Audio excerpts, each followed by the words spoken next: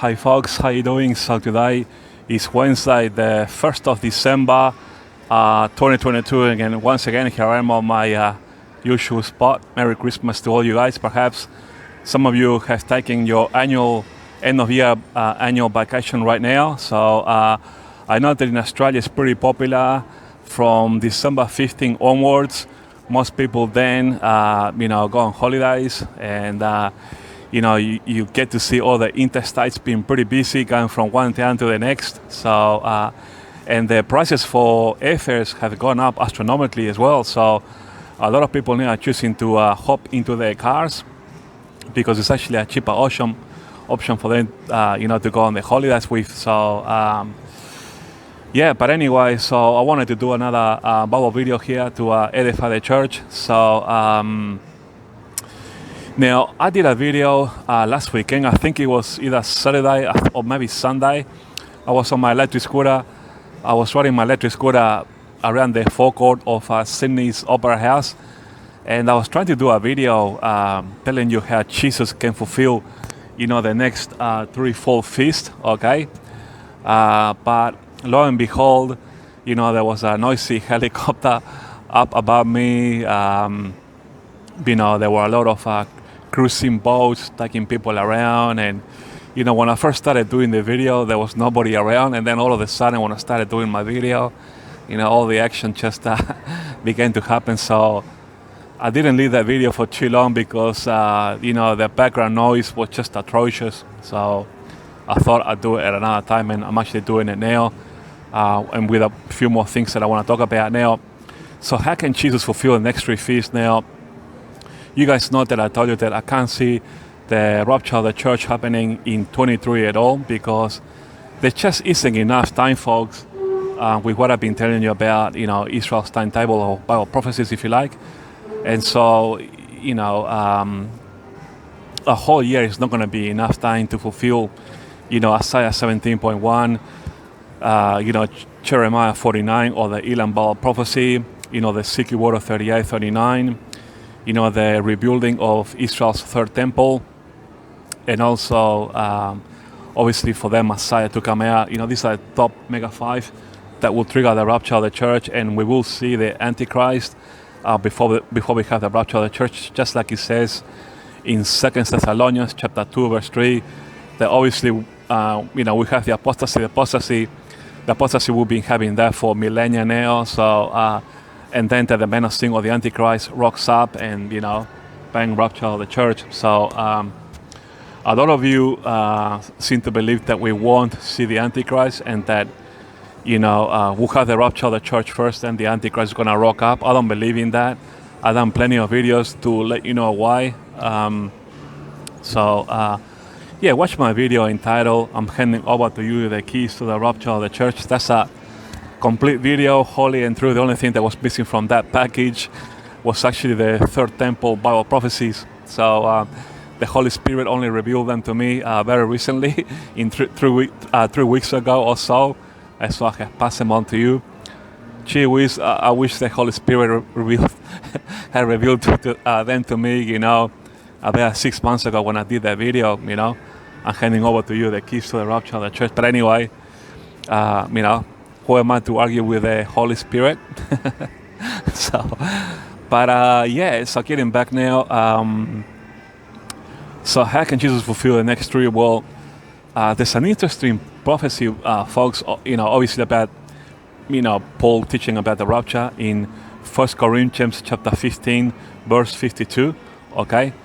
When Paul, tells us about the mystery of the rapture, okay?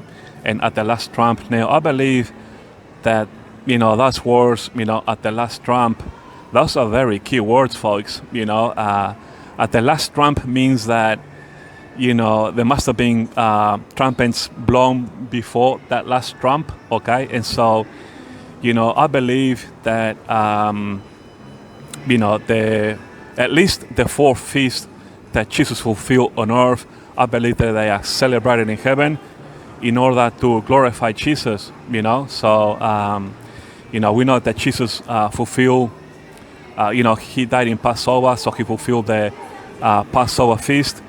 he was in the tomb during Unleavened Bread, resurrected on first fruits, and sent out the Holy Spirit during Pentecost. Folks, I do apologize. A few people around, a little bit noisy here. But you guys know that I'm in a shopping center, but I'll put my microphone piece here closer to my mouth so you guys can hear me. So and so Jesus has 3 more to fulfill. So I believe that the first 4, in my view, are celebrated in heaven to honor Jesus, like I said. And like Paul tells us in 1 Corinthians 15, verse 52, at the last trump, that could have a double application, meaning that when the rapture of the church does happen, that in itself is the fulfillment of the Feast of Trumpets, okay? Now, I don't believe that the rapture of the church necessarily has to happen during the Feast of Trumpets, like some Bible scholars think. I used to think that myself, but I changed tunes. And I say this because, it's all going to depend on how Israel fulfills its impending and infant Bible prophecies. It's, in other words, it's timetable. Like, can we, let me ask you the questions, can we be raptured out during the Feast of Trumpets, perhaps sometime in 2024 or in 2025 after Israel has fulfilled the 5, okay? And then it just happens that, on the day of Rosh Hashanah, or the day of Feast of Trumpets, that we'll get raptured out. Look, it's a possibility. I'm not sure if that's going to happen, if the rapture is going to happen on Rosh Hashanah on that day. We'll see. I think it's too early to call it, to be honest. Definitely if the rapture of the church doesn't happen during Rosh Hashanah in 24 or in 25, and it happens outside of that Feast of Trumpets, if you like, or Yom Teruah, then we have to come to the conclusion that when the rapture of the church does happen, whenever that happens, then that in itself is actually the fulfillment of the Feast of Trumpets. So you might have to rewind this video to hear all that. It was a bit of a mouthful, but yeah, it could have a double application. What Paul said, in 1 Corinthians chapter 15, verse 52. I don't want to repeat myself too much because then I'll turn you guys off. But we'll see. The rapture could happen during Rosh Hashanah, either in 24 or 25. Forget about 23. There's just isn't enough time for the 5. But if it doesn't happen in 24 or in 25, the rapture that is during Rosh Hashanah, and it happens, just to summarize, outside of the Feast of Trumpets, then when the rapture of the church does happen, we can consider that the fulfillment of the, of the Feast of Trumpets. So what do we do with Atonement or Yom Kippur? Now, the Feast of Atonement, I believe, that will be fulfilled when Jesus sends the 2 witnesses, Moses and Elijah, to atone, the people in Israel that, hey, you missed your Messiah 2,000 years ago. Obviously they're going to be preaching the gospel to them, and, they're going to be, making the church people realize that, hey, Jesus, is your real Messiah, okay? And the Feast of Tabernacles, also Sukkot, will be fulfilled when we come with Jesus for the 1,000 millennial kingdom reign, okay? So that will be the fulfillment of the last 3 feasts. Now, there are Bible scholars that think that Jesus is going to fulfill the remaining 3 feasts when we come back with Jesus for the millennial kingdom. Some Bible scholars cite that we're going to actually be landing with Jesus on the day of Rosh Hashanah, okay, to fulfill that feast, or the Feast of Trumpets.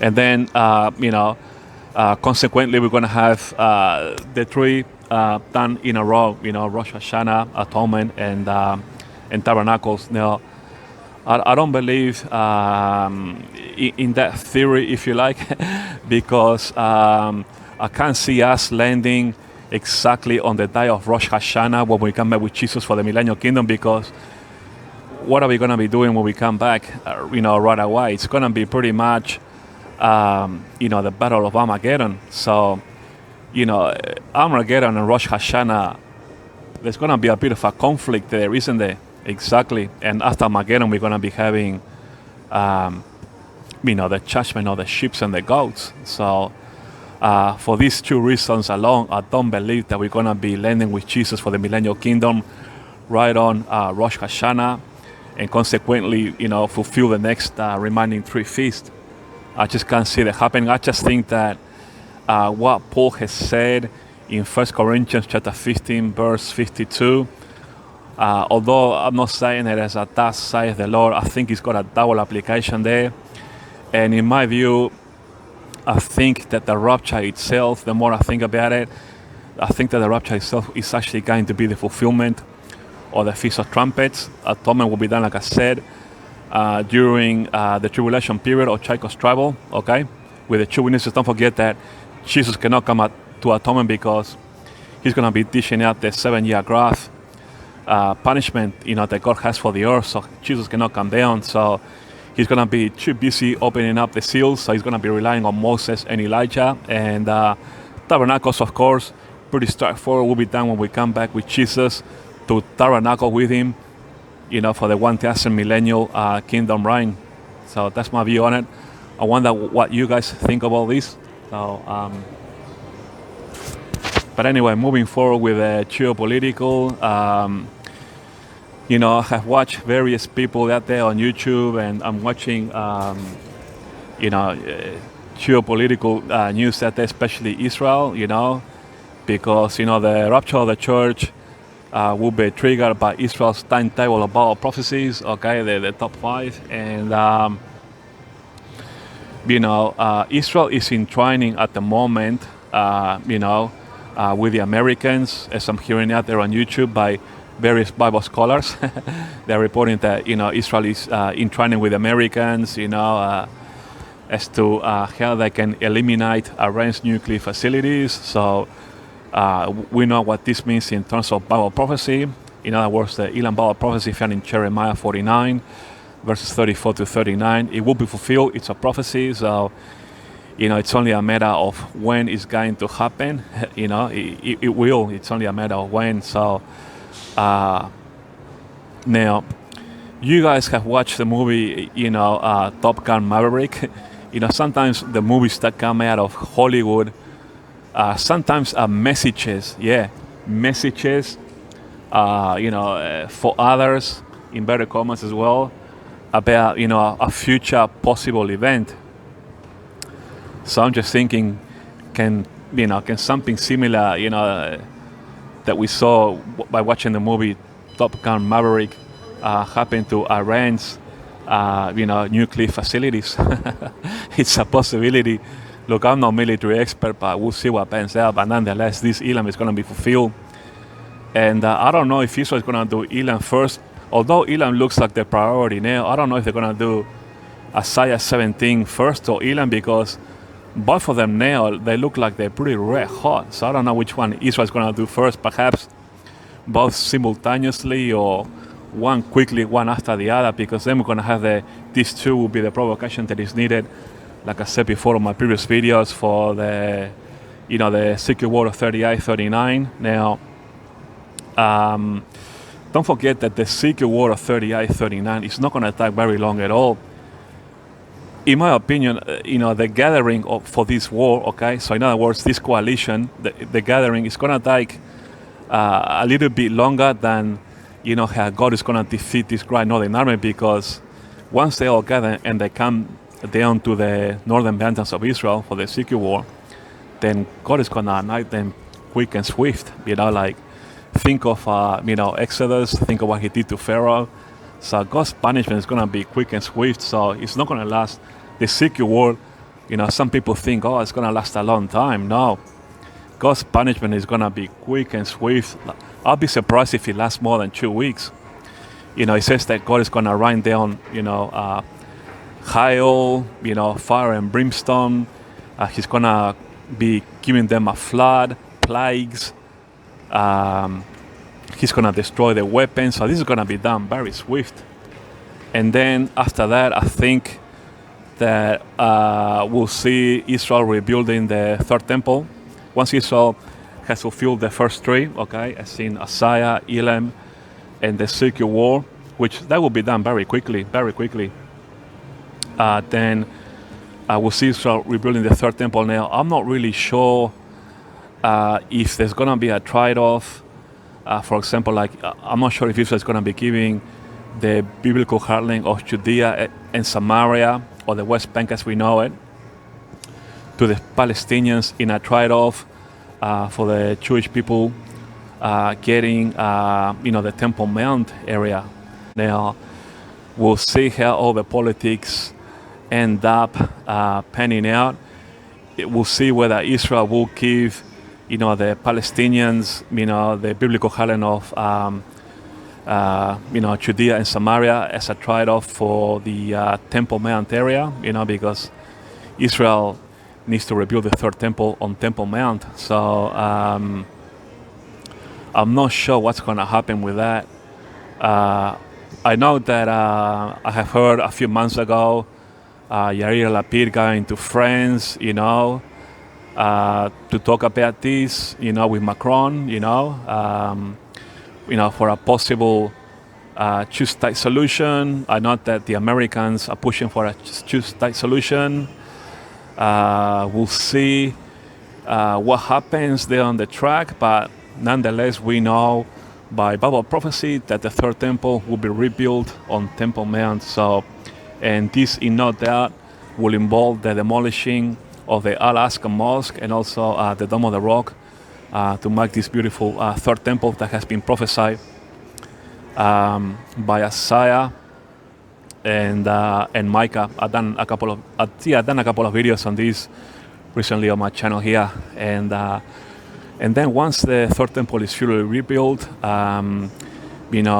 Israel's Messiah will be showing up. That's fulfilling the prophecy in Paul in 2 Thessalonians chapter 2 verse 3, that the man of sin shows up, and then bang, that's when we'll have the rapture of the church. So what I want to see people now is panicking, because I see a lot of Christian YouTubers that they on their channels in that, when they see countries like, North Korea showing off the, nuclear missiles, Russia, and so on, and China, and, the first thing they do is they panic, like they just hit the panic mode immediately, thinking that, I don't care what anyone else says, bang, rapture of the church. No, the rapture of the church is not going to be triggered just because you're having an emotional attack or a panic attack. No, that's irrational, folks. So don't ever think that. And just because you are seeing all this stuff happening now, don't forget that Jesus warned us as in the days of Noah. So things are going to get progressively worse, but don't hit the panic button, because the rapture of the church is not going to be triggered by you being scared of the geopolitical events out there. It's going to be triggered purely by Bible prophecy alone. No. A big no. That is a waste, literally a waste of time. That's all it is, a waste of time. Exactly, folks, exactly. The rapture of the church will be triggered by Bible prophecies alone, Israel's timetable, and soon everything that I have been saying for quite a while will come to pass. I'm not going to prove this to you. Oh no, I'm not the author of the Bible, nor am I any of the prophets that are in the Bible. But, all the prophecies that the prophets have spoken about, everything that has been written for the end times will come to pass. So, just saying, folks, just don't get emotional or irrational. This is a lot more serious. This is, don't forget that these prophecies, these end-time Bible prophecies must come to pass, because otherwise you will be making God a liar. And God cannot be a liar. The Bible teaches that. So, so we got, 20 minutes already. Okay, so I'll see if I can edit this video, make it a little bit shorter for you guys. So, you're going to see the geopolitical, get progressively worse. Don't forget how the world economy is right now with hyperinflation, the cost of living going through the roof, interest rates are really high up, the cost of gas is high, and it's driving the prices of everything high, because gas is what powers the world economy, so or petroleum if you like, but we know it as gas, but it's just what I'm trying to say here is, don't be irrational or panic with what you see in the geopolitical. This is all meant to happen, but just note that we got major end-time Bible prophecies in front, pending before the rapture of the church. So folks, that's all I wanted to say with this video. And if you guys are going on holidays, I'd like to wish all you guys a Merry Christmas, and a happy year as much as possible. With everything that's happening around the world, I wish you all the best, I guess. And we'll be here. I'll be here. I'm sure you guys will be here too, edifying the church. All right, folks, thanks for watching, and I'll talk to you guys later.